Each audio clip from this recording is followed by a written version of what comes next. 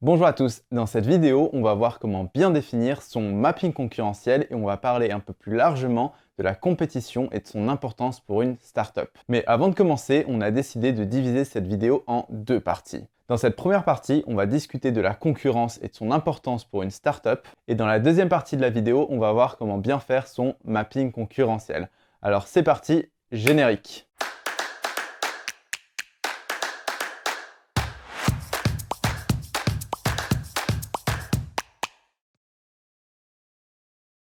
Pour commencer cette vidéo, je vais vous poser une petite question. C'est quoi l'un des premiers réflexes qu'on a tous quand on veut lancer une startup?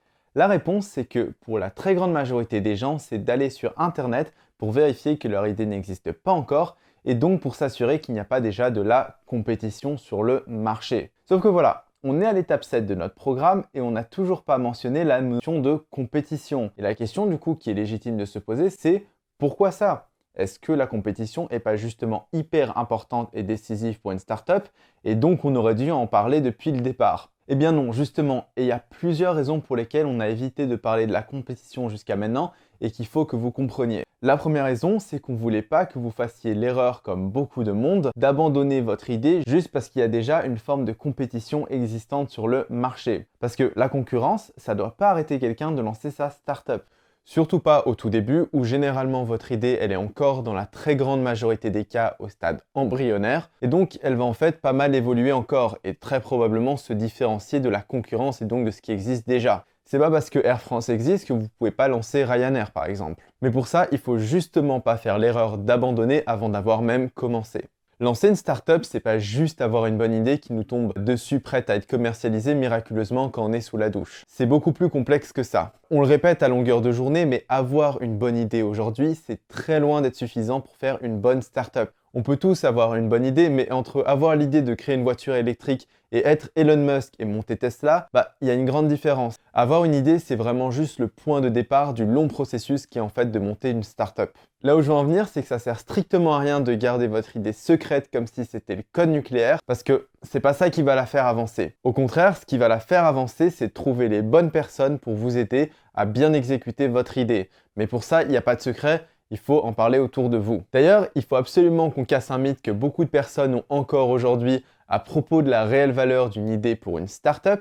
Aujourd'hui, je ne vais pas vous l'apprendre, mais on est presque 8 milliards sur Terre et on a tous pour la plupart accès à Internet, ou alors c'est en bonne voie, et donc à l'information. Donc la probabilité que personne n'ait déjà pensé à votre idée, elle est extrêmement faible. Donc la meilleure manière de protéger votre idée, c'est pas de la garder secrète par peur que Mark Zuckerberg vienne vous la piquer, mais c'est plutôt au contraire de vous dépêcher de la lancer et d'établir une bonne position sur le marché. Parce que les gens l'oublient, mais la réalité, c'est qu'il y a peut-être 15 autres personnes qui ont la même idée que vous en même temps et qui essayent de la lancer rapidement. Donc il faut absolument que vous sortiez de ce paradigme de l'idée c'est quelque chose d'unique avec beaucoup de valeur parce que c'est faux. L'idée en réalité, elle a très peu de valeur, c'est vraiment son exécution qui compte. Si on imagine qu'on fait l'expérience de donner l'idée de Facebook à 1000 autres personnes en même temps dans un univers parallèle, je suis pas sûr qu'on obtiendrait 100 000 Mark Zuckerberg. Parce qu'encore une fois, avoir une bonne idée, ça fait vraiment pas tout. Et en plus, quand on pense que l'idée a beaucoup de valeur, on fait souvent une énorme erreur, qui est en fait qu'on abandonne directement dès qu'il y a de la compétition, parce que du coup, on a l'impression d'avoir tout perdu, vu que quelqu'un d'autre fait plus ou moins la même chose que notre idée. Sauf que premièrement, entre avoir une même idée et être un monopole quasiment indétrônable, comme par exemple un Google, il y a une sacrée marge de différence. Et d'ailleurs, le nombre d'entreprises qui arrivent à ce stade, elles sont extrêmement rares, vu qu'en plus, être un monopole, c'est techniquement illégal. Et puis deuxièmement, c'est complètement normal d'avoir des concurrents et de la compétition sur le marché. D'ailleurs, toutes les startups en ont à un moment ou à un autre. Au contraire, si vous n'avez pas de concurrence sur votre marché, faut plutôt vous inquiéter. Parce que ça veut dire qu'en fait, personne n'a trouvé votre marché intéressant, ce qui est jamais bon signe. Parce que bon, il y a toujours des petits malins pour flairer là où il y a du pognon, donc personne ne reste seul éternellement sur un bon marché. Bon, et puis c'est pas parce que quelqu'un a la même idée que vous ou parce que vous avez déjà un ou plusieurs concurrents sur le marché que ça veut dire que vous n'avez pas une place à prendre dessus. Petit rappel économique, mais on vit pas dans un marché qui est complètement monopolistique, et heureusement. C'est pas parce qu'il y a Uber qui existe qu'il n'y a pas la place pour Blablacar ou pour les taxis ou pour Lyft ou pour plein d'autres applications dans le transport que vous connaissez. Donc retenez bien que c'est pas parce qu'il y a quelque chose qui existe déjà que c'est impossible de rentrer en compétition avec. D'ailleurs, vous avez juste à sortir dans la rue pour le remarquer. Regardez comment parfois dans la même rue, il y a 3 fast-food, 2 supermarchés et 3 pharmacies qui sont côte à côte. Parce qu'encore une fois, il y a plus qu'une place sur le marché à prendre. Alors, je vous dis pas non plus d'aller attaquer Google ou Apple. Et encore, dans l'histoire de l'humanité, il y a toujours une fin à un empire, aussi gros soit-il. Croyez pas que les Romains ou les Grecs pensaient qu'un jour leur empire s'effondrait. Tout comme personne n'aurait pu penser que Yahoo, eBay, Nikon ou Kodak se casseraient la gueule il y a quelques années. D'ailleurs, à l'heure où je vous parle, Facebook, ou plutôt maintenant Meta, vient de perdre 260 milliards en bourse avec une chute du cours de ses actions de 25%. Facebook, on pensait encore il y a juste quelques années et même quelques semaines, absolument indétrônable, surtout avec l'acquisition d'Instagram. Mais maintenant, Facebook est progressivement en train de laisser sa place à TikTok et à sûrement d'autres plateformes dans le futur. Mais bon, tout ça, ça reste à voir. Tout ça pour dire que même les géants mastodontes peuvent se faire bouffer par une autre startup. Bref, faut vraiment pas s'arrêter à la concurrence quand on lance une startup. Bon, et puis la deuxième grande raison pour laquelle on n'a pas mentionné la compétition jusqu'à maintenant, c'est parce que justement, à votre stade, votre focus ne devait pas être sur la compétition, mais plutôt sur vos clients et leurs besoins.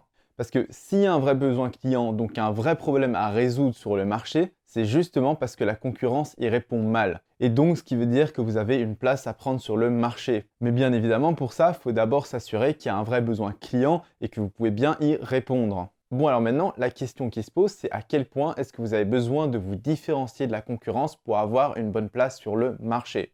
Et bien la réponse, c'est que vous n'avez pas forcément besoin d'être Tesla et de révolutionner complètement un marché pour avoir une place dedans. Encore une fois, le tout, c'est simplement de bien répondre à un besoin client. Et pour ça, il n'y a pas forcément besoin d'inventer E égale MC2. On le voit avec énormément de startups, mais souvent, il suffit juste d'avoir une expérience utilisateur ou un business model ou un pricing qui est différent pour se faire une place sur le marché. Prenons un exemple connu, celui de Tinder. Tinder, en tant que startup, n'a pas fondamentalement inventé ni révolutionné le dating en ligne. Ils ont juste super bien innové dans l'expérience utilisateur avec le concept de swipes qui a suffi pour en faire un carton planétaire. Et aujourd'hui, énormément de startups mondialement connues ont fait leur différence et leur valeur ajoutée sur une question de pricing ou de business model ou d'expérience utilisateur, tout comme Netflix, Spotify, Tinder, etc., etc. Bien évidemment, si vous pouvez être innovant, c'est encore mieux, mais ce n'est pas forcément nécessaire pour toutes les startups. Bon, mais alors attention que ça soit bien clair, je ne suis pas non plus en train de vous dire que la compétition n'est pas importante du tout pour une startup.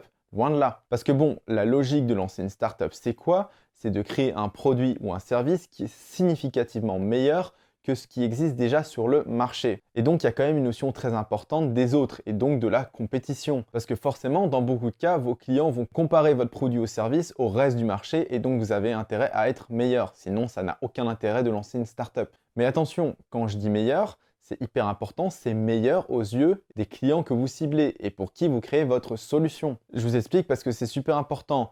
Par exemple, la Renault Espace est objectivement meilleure que la Bugatti Veyron pour un père de famille avec 4 enfants.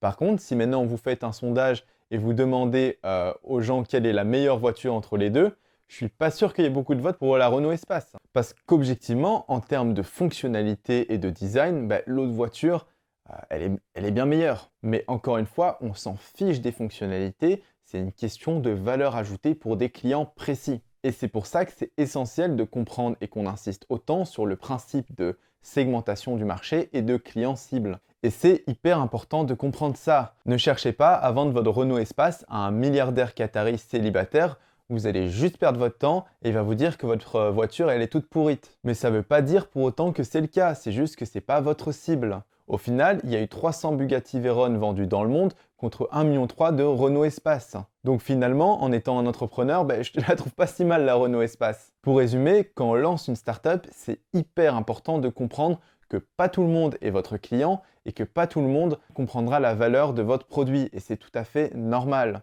Encore aujourd'hui, il y a plein de gens qui trouvent l'idée de dormir chez des inconnus absolument ahurissante.